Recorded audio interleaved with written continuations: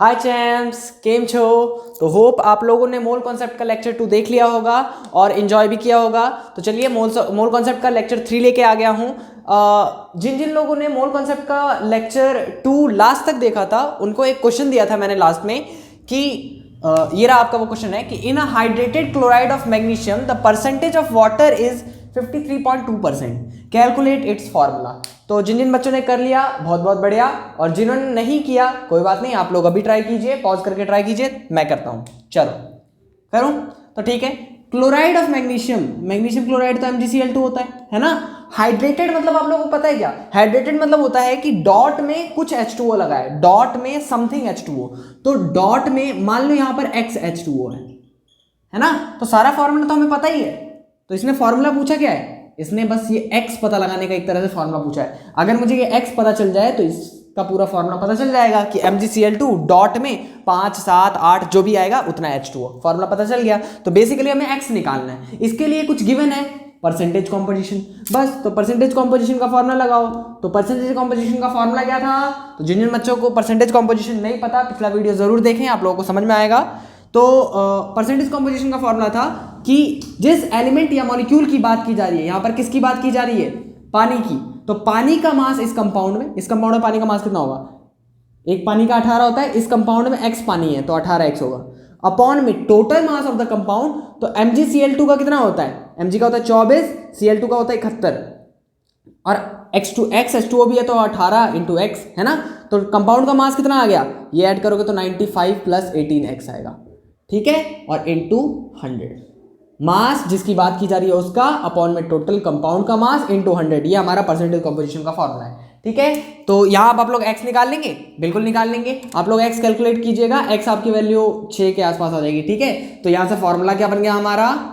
MgCl2 dot 6H2O, ठीक है। तो जिन जिन बच्चों का आ गया था बहुत बढ़िया, चलो किटकिट खा लेना खरीद के।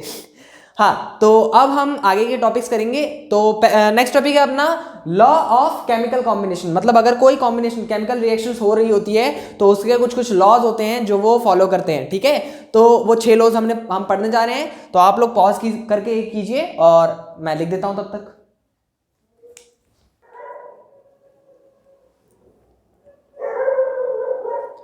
हाँ, तो लिख दिया है लॉ ऑफ केमिकल कॉम्बिनेशंस। तो लॉ ऑफ केमिकल कॉम्बिनेशंस में कुछ लॉज पढ़ने हैं। उनमें से पहला जो हमें पढ़ना है वो है law of conservation of mass. तो आप लोगों ने law of conservation of mass छोटी क्लासेस में पढ़ा होगा।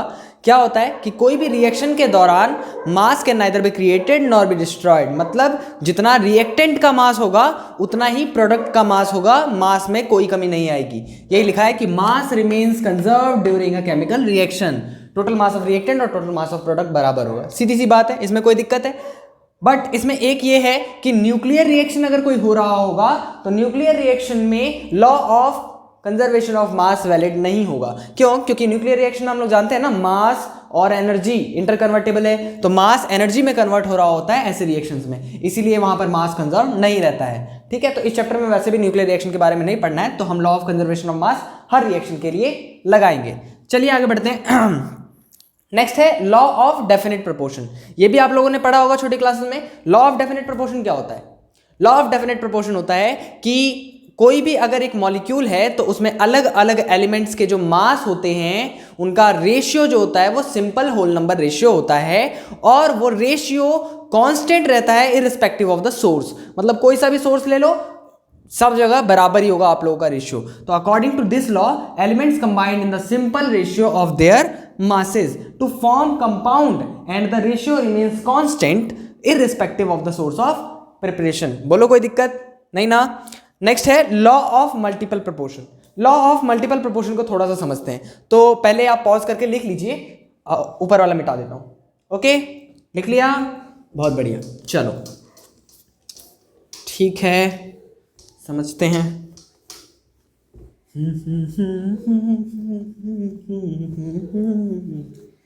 प्यार कर लो घड़ी तो घड़ी। पुराने गानों का अलग ही दौर था, मज़ा आता था पुराने गाने सुनने में। आप लोगों को नए गाने अच्छे लगते हैं? सबकी अपनी अपनी चॉइस होती है। चलो तो मान लो कि कार्बन जो है वो ऑक्सीजन से कंबाइन हो रहा है और ऑक्सीजन से कंबाइन होकर दो चीज बना सकता है, या तो कार्बन मोनोऑक्साइड या फिर कार्बन डाइऑक्साइड ऑक्सीजन से ही कंबाइन होके, है ना। तो अगर एक दो एलिमेंट्स कंबाइन होकर दो अलग अलग कंपाउंड्स बना रहे हैं, दो अलग अलग मॉलिक्यूल्स बना रहे हैं, तो उस वक्त हम लगाएंगे लॉ ऑफ मल्टीपल प्रोपोर्शन। और ये कहता क्या है, तो यहां पर एक बात बताओ, कार्बन मोनोऑक्साइड में कार्बन का मास कितना होगा, 12 ग्राम। कार्बन डाइऑक्साइड में कार्बन का मास क्या होगा, 12 ग्राम। ऑक्सीजन का मास कितना होगा, 16 ग्राम। और यहां ऑक्सीजन का ग्राम मास कितना होगा, 2 ऑक्सीजन है तो 32 ग्राम। बोलो कोई दिक्कत नहीं। तो यहां पर देखो, जो फिक्स मास वाला है उसके साथ जो एलिमेंट अटैच्ड है उनके मास का ratio simple whole number ratio होगा। समझ में आया। देखो, according to this law when two element combines to form 2 और more product, two elements carbon और ऑक्सीजन कंबाइन हुए हैं ताकि दो अलग अलग मॉलिक्यूल्स बना सके, या दो से ज्यादा, यहां पर तो दो ही बना रहे हैं, then the masses of one element, masses of one element which combine with the fixed mass of another element, masses of one element जो कि फिक्स मास से कंबाइन हुआ है, जो कि है कार्बन, कार्बन से कंबाइन हुआ है ना, तो उस एलिमेंट का मास जो कि फिक्स मास से कंबाइन हुआ है, तो कौन सा एलिमेंट, ऑक्सीजन की बात की जा रही है। अब उसके मास का रेशियो सिंपल होल नंबर होगा।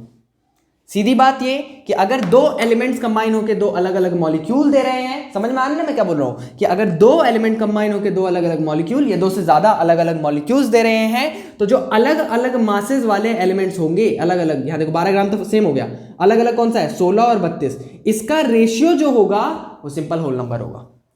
ठीक है, ठीक है, बहुत बढ़िया, समझ में आया। चलो अब आगे की 3 और केमिकल कॉम्बिनेशन के लॉज हैं वो पढ़ लेते हैं।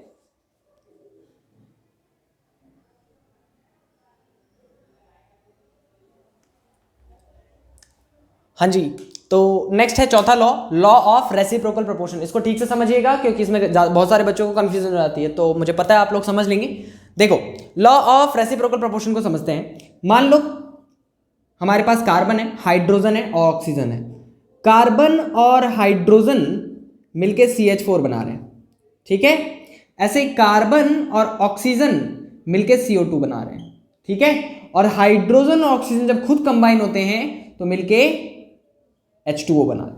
यहां तक कोई दिक्कत। अब देखो, ये जो कार्बन है ये दो अलग अलग एलिमेंट्स के साथ मिलके दो अलग अलग कंपाउंड्स बना रहे हैं या मॉलिक्यूल्स बना रहे हैं। तो इसमें कार्बन का मास तो 12 ग्राम है, इसमें भी कार्बन का मास तो 12 ग्राम है, मतलब कार्बन का मास फिक्स्ड मास है। अब इसके अलावा जो दूसरे जुड़े हुए हैं, इसका मास 4 ग्राम है और इसका मास 32 ग्राम है। तो ये जो अलग अलग मासेस हैं इनके, H4 के और O2 के, इनका रेशियो ले लिया, कितना होगा, 1:8। और ये जब आपस में खुद कंबाइन हुए थे, ठीक है, तो इनमें इनका रेशियो, जैसे हाइड्रोजन का 2 और इसका 16, इनमें इनका रेशियो जो आएगा वो या तो इसके इक्वल होगा या फिर मल्टीपल होगा। बात समझ में आई क्या बोला मैंने, कि जब कार्बन और हाइड्रोजन और कार्बन और ऑक्सीजन अलग अलग कंपाउंड्स बना रहे हैं या मॉलिक्यूल्स बना रहे हैं, तो इसमें जो फिक्स्ड मास वाला है उसके साथ, फिक्स्ड मास वाला कार्बन, उसके साथ जो हाइड्रोजन जुड़ा है और यहां जो ऑक्सीजन जुड़ा है, इन दोनों का जो मास का रेशियो होगा, 4 और 32 का मास का रेशियो 1:8, ठीक है।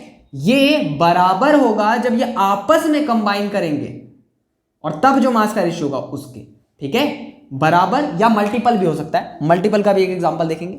बताओ ये समझ में आया, आया ना। चलो ठीक है, तो एक बार मल्टीपल का भी देख ही लेते हैं। ये मिटा दूं, मिटा दूं, चलो नीचे वाला मिटा रहा हूं,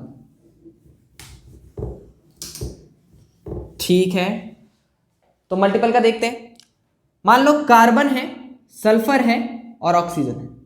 कार्बन सल्फर के साथ कंबाइन होके CS2 बना रहा है, कार्बन ऑक्सीजन के साथ कंबाइन होके CO2 बना रहा है, सल्फर ऑक्सीजन के साथ कंबाइन होके SO2 बना रहा है, ठीक है। अब यहां देखो, कार्बन और कार्बन 12 ग्राम 12 ग्राम फिक्स्ड मास, इसके अलावा कौन जुड़ा हुआ है, सल्फर और ऑक्सीजन। तो सल्फर, यहां पर सल्फर का मास कितना होगा, 32, और यहां पर 2 सल्फर है तो 64 ग्राम, और यहां ऑक्सीजन का मास कितना होगा, 32 ग्राम। तो इनका रेशियो निकालो, 64:32, तो क्या आ गया, 2:1, ठीक है।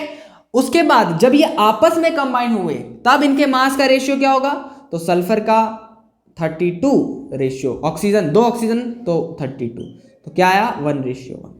क्या ये वाला रेशियो इसके मल्टीपल है?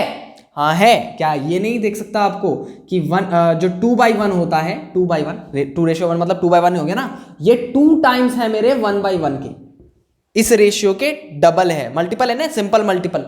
तो वही लिखा हुआ है कि according to this law when an element combines with two different element, when an element, एक एलिमेंट दो अलग अलग एलिमेंट से कंबाइन होते हैं to form two different compound, दो अलग अलग कंपाउंड फॉर्म करने के लिए, then masses of the two different element which combine with the fixed mass of third element, जो दो अलग अलग एलिमेंट के मासेस हैं जो कि फिक्स्ड मास वाले से कंबाइन हुए हैं, विल बी इक्वल और a simple multiple of the ratio, मतलब इनका रेशियो या तो इक्वल होगा या सिंपल मल्टीपल होगा ratio in which the two elements combine to form the compound, ये जब आपस में खुद कंबाइन हुए थे उनके रेशियो के, मतलब इसका रेशियो इनके रेशियो के इक्वल या फिर सिंपल मल्टीपल होगा।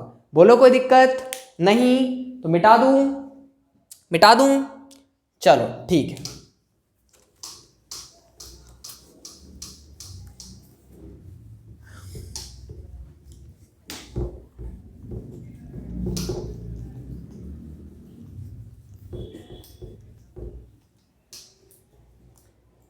ओके आगे बढ़ते हैं।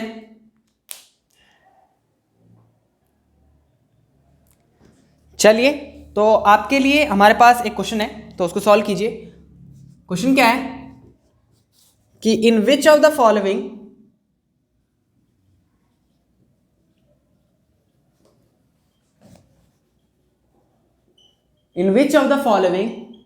The law of reciprocal proportion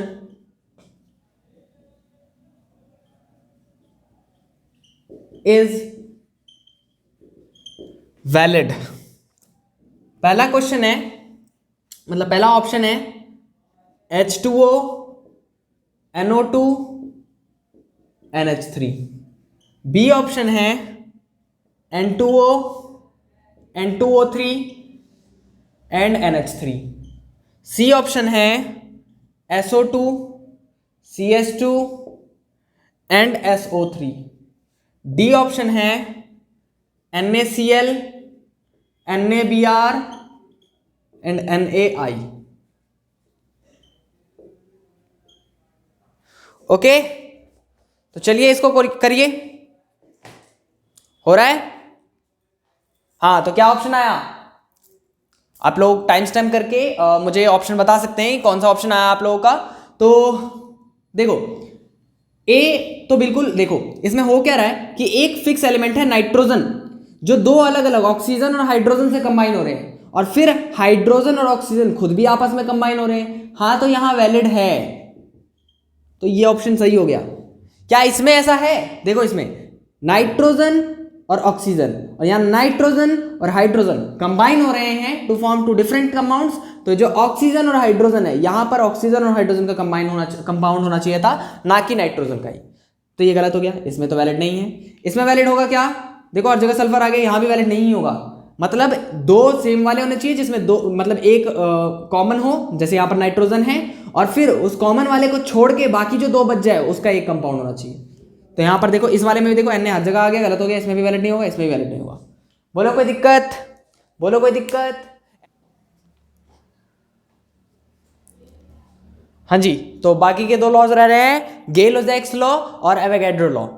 हाँ तो गेल-लेज़ेक्स लॉ क्या होता है कि according to this law gases combined in a simple ratio of their volume to form product, और अगर प्रोडक्ट भी हमारा गैस हुआ तो प्रोडक्ट के साथ भी वॉल्यूम का जो रेशियो होगा वो सिंपल होल नंबर रेशियो ही होगा। एग्जांपल से समझते हैं, जैसे हमारे पास N2 है और 3H2 है, कंबाइन होके 2NH3 बनाते हैं, ये भी गैसियस, ये भी गैसियस और ये भी गैसियस है ना। तो इनके क्या आप लोग ऐसा लिख सकते हो कि इसका एक मोल कंबाइन होता है इसके 3 मोल से, ये मोल्स ही तो होते हैं जो आगे लिखे होते हैं, तो बचपन में पढ़ा होगा 10th क्लास में, और देते हैं इसका 2 मोल, है ना, तो इनके मोल्स का रेशियो कह सकते हो आप लोग कि 1:3:2 रहेगा हमेशा। मतलब अगर इसका मैंने 2 भी ले लिया तो ये 6 हो जाएगा, क्योंकि 1 से 3 है तो 2 से 6 यूज करेगा, और इसका 4 बनेगा। तो रेशियो यही रहने वाला है मोल्स का। यही सेम रेशियो रहेगा वॉल्यूम का भी। ये चीज कौन कहता है? गे-लुजैक्स लॉ। ठीक है, गे-लुजैक्स लॉ के अकॉर्डिंग अगर कोई रिएक्शन में रिएक्टेंट गैसियस हैं तो इनके वॉल्यूम का रेशियो सिंपल रेशियो रहेगा हमेशा। जैसे 1:3 ये सिंपल रेशियो है ना, और यहां पर अगर प्रोडक्ट भी गैसियस हो, यहां लिखा है ना, if the product formed is also a gas, तो अगर प्रोडक्ट भी गैसियस हो तो it will bear the simple ratio, मतलब प्रोडक्ट के साथ भी जो रेशियो रहेगा, ये 2 डाल भी दिया तब भी ये सिंपल होल नंबर रेशियो ही है। ठीक है, कोई दिक्कत नहीं ना। चलो ऐसे ही नेक्स्ट है हमारा एवोगैड्रो लॉ।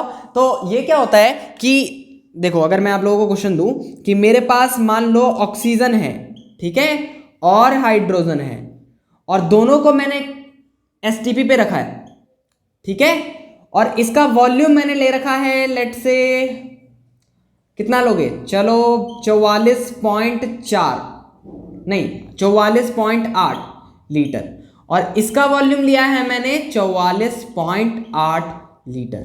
ठीक है, अब चलो मुझे इसके मोल्स बता दो। तो क्या आपको मोल्स का फॉर्मूला याद है? वॉल्यूम के साथ वॉल्यूम अपॉन 22.4 एट एसटीपी, यही तो फॉर्मूला था। वॉल्यूम कितना है तो इसका मोल्स कितना आ जाएगा, वॉल्यूम कितना है 22.8, 44.8 बटे 22.4 कितना आएगा 2, और इसका कितना आएगा, ये भी तो वही फॉर्मूला लगाओगे, 44.8 अपॉन में 22.4, ये भी 2 आ जाएगा। तो अलग अलग गैसेस अगर सेम कंडीशन पे रखे हों, अगर उनका वॉल्यूम इक्वल होगा तो उनके मोल्स भी इक्वल होंगे। यही चीज लिखा है कि according to this law equal volume of all gases, जितने भी अलग अलग जितने भी गैसेस हो, अगर उनका वॉल्यूम इक्वल है और वो सेम कंडीशन पे रखे हुए हैं प्रेशर और टेम्परेचर के, तो उस वक्त जो उसका मोल्स आएगा वो भी इक्वल आएगा, इक्वल नंबर ऑफ मोल्स। ठीक है, and hence equal number of molecules. ठीक है, मतलब अगर मोल्स इक्वल आए तो नंबर ऑफ मॉलिक्यूल्स भी तो इक्वल आएंगे। एक में अगर Na नंबर ऑफ पार्टिकल है तो 2 में 2Na होगा, इसमें भी 2 में 2Na होगा, तो इक्वल नंबर ऑफ मॉलिक्यूल्स भी आ रहे हैं। बात समझ में आई? चलिए बहुत बढ़िया, रब कर देते हैं, मिटा दें, लिख लीजिए आप लोग पॉज करके, हम मिटा देते हैं।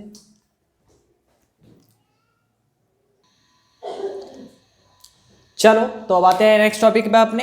होप आप लोगों को लॉ ऑफ केमिकल कॉम्बिनेशन समझ में आ चुका होगा।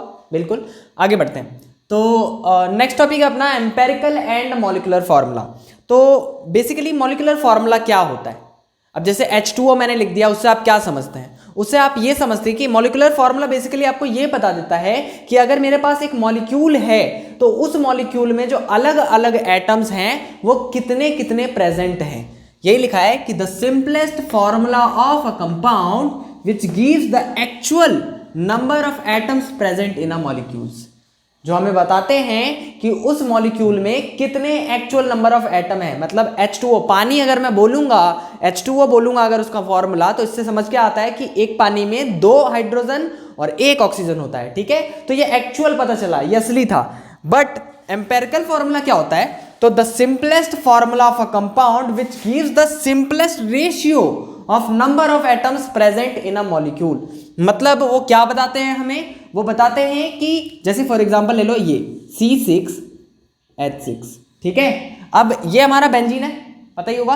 अब इसमें अगर मैं इस कार्बन और हाइड्रोजन के जो नंबर ऑफ मोल्स है, नंबर ऑफ एटम्स है, इसका रेशियो ले लूं तो जो फॉर्मूला बनेगा, रेशियो लो, 6 और 6 का रेशियो क्या होता है? 1:1 होता है। तो फॉर्मूला क्या बनेगा? C1H1। ठीक है, तो ये जो फॉर्मूला है इसको बोलेंगे एम्पेरिकल फॉर्मूला।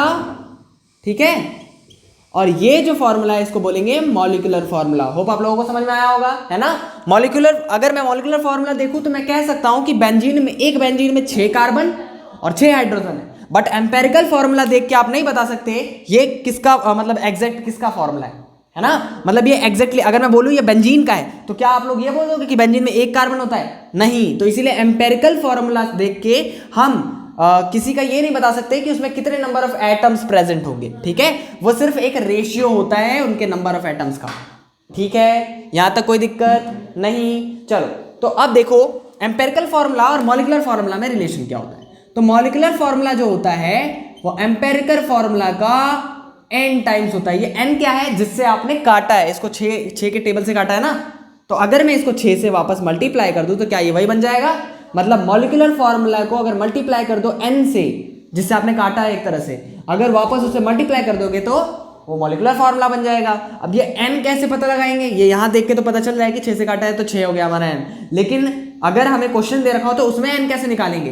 तो बहुत आसान है, मॉलिक्यूलर फॉर्मूला मास, ठीक है, divide by empirical formula mass.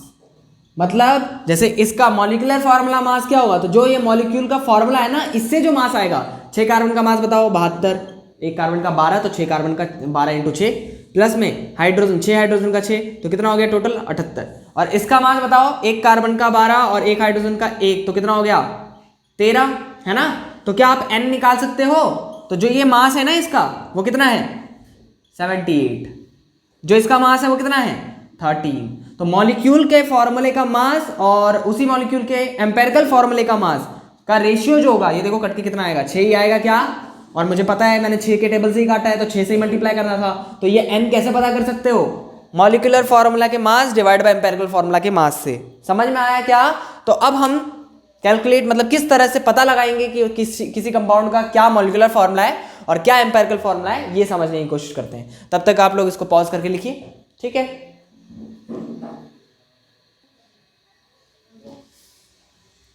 हाँ जी, तो अब हम मॉलिक्यूलर फॉर्मूला और एम्पेरिकल फॉर्मूला किस तरह से पता लगा सकते हैं, ऐसे क्वेश्चंस करके देखते हैं, समझ में आएगा आप लोगों को। तो हमारे पास क्या है, एक ऑर्गेनिक कंपाउंड है जिसमें 60% तो कार्बन है, 8% हाइड्रोजन है और 32% ऑक्सीजन है, ठीक है। तो मान लो उसमें क्या क्या चीजें हैं, कार्बन है, हाइड्रोजन है और ऑक्सीजन है, और कितने कितने प्रेजेंट है, तो मान लो ये x है, ये y है और ये z है, ठीक है। ये एम्पेरिकल फॉर्मूला निकालने का तरीका बता रहा हूं आपको। तो इसमें कार्बन, हाइड्रोजन और ऑक्सीजन है ना, और कार्बन कितना है, कार्बन है 60%, ठीक है, 60%। तो मान लो कि जो ये ऑर्गेनिक कंपाउंड था ये था ही 100 ग्राम, ठीक है, इसका मास ही 100 ग्राम था, मान लो, ऐसा कोई दिक्कत नहीं है। तो बताओ 60% कार्बन का मतलब 60 ग्राम कार्बन होगा, 100 ग्राम का 60%, 100 ग्राम का मतलब गुना होता है 60%, 60 ग्राम हो जाएगा, सिंपल सी बात है ना। 100 ग्राम का 60% 60 ग्राम ही होगा, 100 ग्राम का 8% 8 ग्राम होगा, 100 ग्राम का 32% 32 ग्राम होगा। सबके मास पता चल गए। क्या आप लोग इसके मोलर मास से डिवाइड करके मोल्स निकाल सकते हैं? बिल्कुल। मोलर मास क्या होता है 12, इसका मोलर मास 1, इसका मोलर मास 16। तो इसके मोल्स क्या क्या आ गए, बोलो? इसके मोल्स आ गए यहाँ 5, यहाँ 8 और यहाँ 2, ठीक है। अब ये जो इनके मोल्स आए हैं, ये 100 ग्राम मैंने इसका पूरा मास माना था, है ना। तो इसी में इसके मोल्स आए ना, 5 मोल होगा कार्बन, 8 मोल होगा हाइड्रोजन, 2 मोल होगा ऑक्सीजन। तो मैं कह सकता हूं इसका फॉर्मूला C5H8O2 होगा, है ना। तभी तो इसका ओवरऑल मिला के 100 ग्राम बनेगा। मास कैलकुलेट करके देख लेना, 100 ग्राम बनेगा, ठीक है ना। बोलो कोई दिक्कत नहीं ना। तो इस तरह से आप लोग आसानी से मॉलिक्यूलर फॉर्मूला निकाल सकते हैं, sorry empirical formula, molecular formula बोल दिया। हाँ, तो एम्पेरिकल फॉर्मूला आसानी से निकाल सकते हैं, निकाल लोगे? बिल्कुल। चलो, तो एक क्वेश्चन दूं क्या? हाँ जी सर जी, दीजिए, हो जाएगा आराम से। अब तो मिटा दूं? चलो मिटा दिया।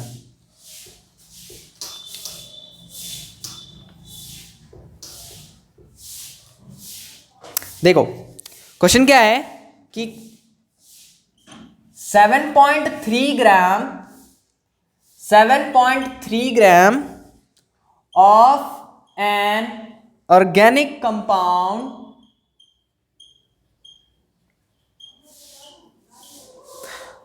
contains 3.6 gram carbon, 0.7 gram hydrogen,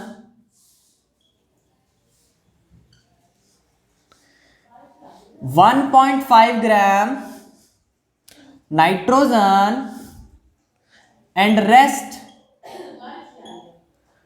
oxygen, ठीक है। तो एम्पेरिकल फॉर्मूला बताइए, करिए, पॉज करके ट्राई कीजिए, क्वेश्चन को पॉज करके ट्राई कीजिए। चलो अब हम करते हैं, ठीक है। तो हमारे पास एक ऑर्गेनिक कंपाउंड है जिसमें कार्बन है, हाइड्रोजन है और ऑक्सीजन है, तो नहीं नाइट्रोजन भी है, कार्बन है, हाइड्रोजन है, नाइट्रोजन है, ऑक्सीजन है, ठीक है। तो मान लो इसका फॉर्मूला क्या बनेगा, CXHYNP और ऑक्सीजन का Q ले लिया, ठीक है, यही फॉर्मूला बनेगा। इसमें XYPQ अगर मुझे पता चल जाए तो एम्पिरिकल फॉर्मूला पता चल जाएगा, है ना। तो मेरे पास यहां पर पिछले क्वेश्चन में परसेंटेज दे रखे थे, जब भी परसेंट दे तो लेट कर लो 100 ग्राम, लेकिन यहाँ लेट करने की जरूरत नहीं है, ऑलरेडी इसने ग्राम दे रखा है 7.3 ग्राम, है ना। तो बताइए इसमें कार्बन कितना है, कार्बन है 3.6 ग्राम, हाइड्रोजन कितना है, हाइड्रोजन है 0.7 ग्राम, नाइट्रोजन कितना है 1.5 ग्राम, ऑक्सीजन कितना होगा, तो ऐसे निकाल सकते हो। टोटल था मेरे पास 7.3, ठीक है, और इसमें 3.6, 0.7 और 1.7, तो ये तीनों ले गए, तो ऑक्सीजन कितना बचेगा, तो इसको ऐड कर दो पहले, 0.7, 1.5 और 3.6, तो कितना आएगा 3.6, 0.7 और 1.5, 6, 5, 13, 5, 18, 8, ओके, एंड 5.8, सो 5.8 इसमें से माइनस कर दो, है ना, तो 1.5 ही आ जाएगा, है ना। तो मतलब ऑक्सीजन भी कितना है 1.5 ग्राम। क्या आप लोग इसके मोलर मास से इसको अगर डिवाइड कर दोगे तो मोल्स आ जाएगा, बिल्कुल। तो 12 divide by 1 divide by 14 divide by 14। यहाँ पर थोड़ा बहुत अप्रोक्सीमेशन चलता है, आप लोग, मैं बताता हूँ कहाँ पर अप्रोक्सीमेशन यूज करना। यहाँ 14 नहीं आएगा, यहाँ 16 आएगा, थोड़ा बहुत अप्रोक्सीमेशन चलता है। अभी तक तो कई सारे कमेंट्स आ चुके होंगे कि 14 लिख दिया, चलो नहीं आएंगे ठीक है, चलो, तो 12 से ये 36 कटा, कितना आया 0.3 टाइम्स, है ना, ये तो 0.7 ही हो जाएगा। अच्छा यहाँ पर ना 1.4 अप्रॉक्स अगर मैं इसको मानूं तो 14 से ये 0.1 टाइम्स में कटेगा, तो इतना अप्रोक्सीमेशन चलता है यहाँ पे, ठीक है। 16 अगर मैं इसको 1.6 मान लूँ तो 16 से ये 0.1 टाइम्स में ही कटेगा, कोई दिक्कत। अब ये जो रेशियो आया है सीधे ये यहाँ XYPQ की जगह पुट मत कर देना, पहले इसको, और अगर ये आपस में भी कट रहा हो तो इनका भी रेशियो निकालो, हैं जी।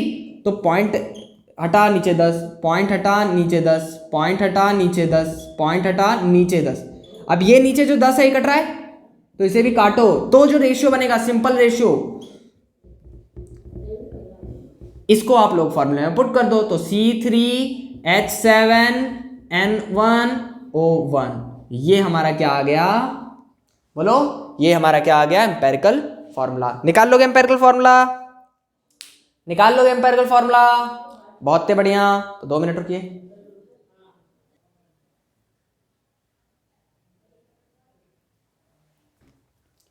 चलिए, तो ये क्वेश्चन दिया है जो आपका होमवर्क है, आप लोग घर से करिएगा क्या यार, बार बार घर से करिएगा।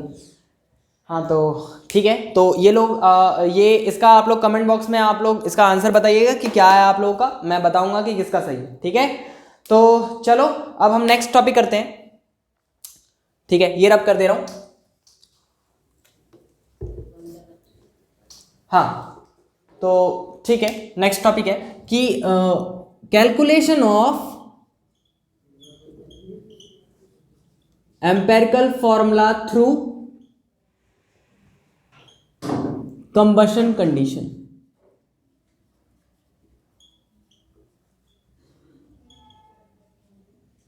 मतलब आप लोगों को कंबशन करने के बाद कितना CO2 निकला और कितना H2O निकला।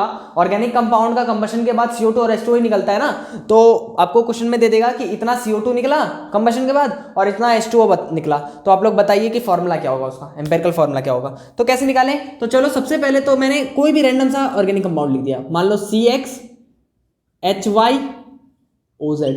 कोई दिक्कत नहीं। अब मैंने क्या किया, इसको कंबशन कराया। अब कंबशन का मतलब आप लोग समझते ही होंगे, कंबशन का मतलब होता है इसको O2 से रिएक्ट कराना। तो क्या क्या निकलता है, एक तो CO2 और एक H2O और प्लस में हीट भी निकलता है ना। चलो बहुत बढ़िया। अब यहां पर बैलेंसिंग करते हैं हम। कार्बन यहाँ X है तो यहां भी X कार्बन होना चाहिए, हाइड्रोजन यहाँ Y है तो यहाँ भी हाइड्रोजन Y ही होना चाहिए। तो सबसे पहले 1/2 से मल्टीप्लाई करके 1 बना लो, उसके बाद Y से मल्टीप्लाई कर दो, y/2 से मल्टीप्लाई करो, 2 से 2 कट गया, हाइड्रोजन भी y ही आ गया। अब ऑक्सीजन बैलेंस करते हैं। यहाँ ऑक्सीजन Z है और यहाँ Z+2 है एक तरह से, और यहाँ ऑक्सीजन 2x है और यहाँ y/2, मतलब टोटल इस साइड जो ऑक्सीजन है वो 2x + y/2 है। तो इधर भी ऑक्सीजन कितना होना चाहिए, 2x + y/2 ही होना चाहिए, है ना। तो मतलब एक तरह से एक काम करते हैं, इसको थोड़ी देर के लिए भूल जाओ, है ना। तो रिएक्टेंट में इसको अगर मैं भूल गया तो सिर्फ Z है ना। तो और इसका मान लो यहाँ पर कुछ लिखा होना चाहिए P टाइप का, है ना। तो P प्लस में मतलब बचा हुआ यहाँ पर कितना ऑक्सीजन होना चाहिए, मैं वो कैलकुलेट कर रहा हूँ, है ना। तो या फिर ले लो P ले लो, ठीक है। तो बताओ यहाँ पर कितना ऑक्सीजन है, 2P हो गया एक तरह से। यहाँ Z मतलब रिएक्टेंट में इतने ऑक्सीजन है, रिएक्टेंट में 2P और Z ऑक्सीजन है, और प्रोडक्ट में 2x और y/2 ऑक्सीजन है। तो यहाँ से आप लोग P निकाल सकते हो क्या, 2P = क्या हो गया, 2x + y/2 - Z, है ना। तो P = क्या हो गया, 2 डिवाइड में जाएगा तो इधर बचेगा x, इधर हो जाएगा y/2, इधर -z/2। बोलो कोई दिक्कत, P आ गया, मतलब यहाँ पर वैल्यू आ गई आपकी कितनी, x + y/2 - z/2। हो गया बैलेंस, चलो बैलेंस हो गया। अब यहाँ पर कुछ इंटरप्रिटेशन निकालेंगे हम इस बैलेंसिंग से कि एक बात बताओ मुझे, ये जो ऑर्गेनिक कंपाउंड है इसका कितना मोल है, 1, और इधर CO2 का कितना मोल है, x, है ना। CO2 का x मोल और इधर ऑर्गेनिक कंपाउंड का 1 मोल, मतलब इस ऑर्गेनिक, अच्छा और एक ये भी बात बताओ, इस ऑर्गेनिक कंपाउंड के 1 मोल में कितना मोल कार्बन है, x मोल, नीचे जो लिखा है वो उतने मोल कार्बन होते हैं। तो मतलब इसका भी x मोल ही है और जितना CO2 निकला वो भी x ही है, मतलब moles of carbon in organic compound is equals two moles of CO2। Moles of carbon यहां भी x ही है और CO2 का मोल्स भी यहां भी x ही है, तो दोनों के मोल्स बराबर है। Next, moles of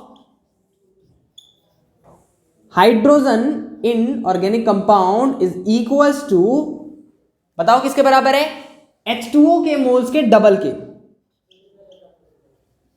2 × moles of H2O। यहां कंफ्यूजन हो गई क्या, अरे आसान है, देखो इसमें y मोल्स हाइड्रोजन है और इसमें y/2 है, ये डबल है ना, y जो होता है वो डबल ही तो होगा y/2 के, y/2 के डबल ही तो y होता है, मतलब यहां जो है वो y/2 के डबल है, मतलब इसके मोल्स y/2 ना उससे डबल है, 2 है मोल्स ऑफ हाइड्रोजन के, मतलब H2O के। बोलो कोई दिक्कत नहीं ना। तो चलो इस पे एक क्वेश्चन करते हैं, ये दो कॉन्सेप्ट लिखे ना मैंने, बस इसी पे एक क्वेश्चन बनेगा, ठीक है। तो मिटा दूं, चलो मिटा दे रहा हूं।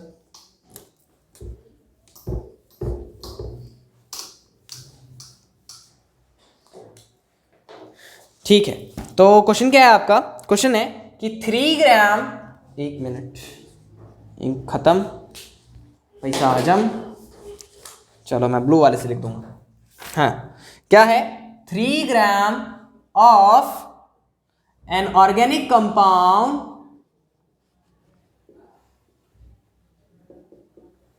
हाइड्रोजन, ऑक्सीजन और कार्बन, यही तीनों लेना है, ठीक है। Compound when burned in excess मतलब मतलब जिस चीज की लिखना हो, जैसे एक्सेस ऑफ O2, है ना। तो O2 की कोई कमी नहीं है, एक्सेस मतलब O2 की कोई कमी नहीं है, जितना O2 की जरूरत है उतना है मेरे पास, एक्सेस का मतलब ये होता है, ठीक है। ऑफ एयर, अच्छा ऑफ O2 तो लिख ही दिया, तो लिख छोड़ो ना, हाँ, gave 4.4 gram CO2, okay, and 1.8 gram H2O। calculate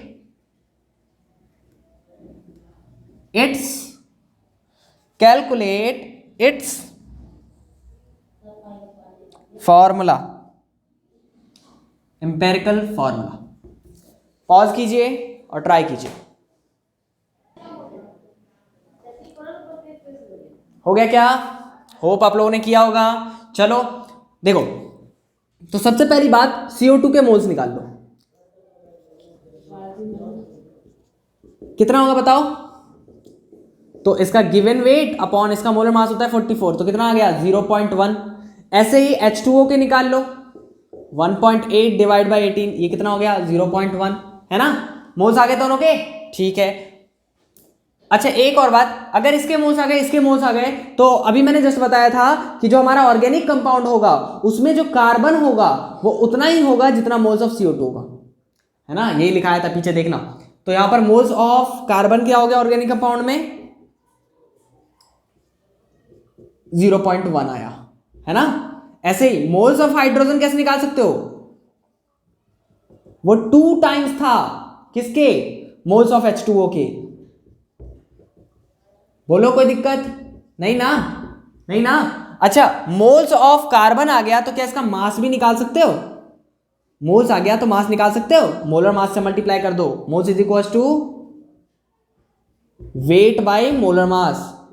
तो वेट क्या आएगा, मोल्स इंटू मोलर मास, वही मोलर मास से मल्टीप्लाई कर दो। तो मोल्स कितना है 0.1 और मोलर मास कितना होता है 12, कितना आया 1.2 ग्राम। मतलब कार्बन जो है उस ऑर्गेनिक कंपाउंड में 1.2 ग्राम है। ऐसे ही हाइड्रोजन कितना आएगा, सेम वे से निकालना, 0.2 ग्राम आएगा, क्योंकि 0.2 मोल्स हो गया, इंटू मोलर मास करूंगा 1, तो 0.2 ही आएगा।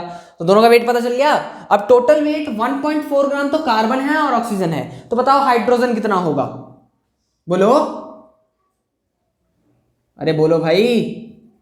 वेट ऑफ हाइड्रोजन क्यों बोल रहा हूं, वेट ऑफ ऑक्सीजन कितना होगा, ठीक है। बोला था ना कार्बन हाइड्रोजन और ऑक्सीजन ही लेना है। कार्बन 1.2, हाइड्रोजन 0.2, तो ओवरऑल 1.4। मेरे पास था कितना 3 ग्राम, 3 में से 1.4 तो यही सब हो गए, तो 1.6 जो होगा ये हमारा वेट ऑफ ऑक्सीजन होगा। इससे हम मोल्स ऑफ ऑक्सीजन निकाल सकते हैं क्या, बोलो कितना होगा, गिवन वेट जो कि 1.6 आया है अपॉन में इसका मोलर मास, तो 0.1 आया, ठीक है। अब इनके मोल्स जो आए हैं क्या क्या है, कार्बन, हाइड्रोजन एंड ऑक्सीजन, क्या क्या मोल्स आए हैं इसके 0.1, 0.2, 0.1। पॉइंट हटाओगे तो नीचे 10 आएगा, पॉइंट हटाओगे नीचे 10 आएगा, पॉइंट हटाओगे नीचे 10 आएगा, 10 से 10 कट गया, तो 1:2:1, यही आया ना रेशियो इनका सिंपल। तो हमारा फॉर्मूला क्या बनेगा C1H2O1। बोलो कोई दिक्कत नहीं ना, होनी भी नहीं चाहिए। तो होप आप लोग ने लेक्चर एंजॉय किया होगा, और अच्छे से पढ़ाई करते रहिए, स्वस्थ रहिए, मस्त रहिए, कोरोना से बचे रहिए, और इसी तरह हमारे साथ बने रहिए। सब्सक्राइब कीजिए उत्कर्ष एकेडमी को, लाइक कीजिए, शेयर कीजिए जितना ज़्यादा से ज़्यादा हो सके। धन्यवाद।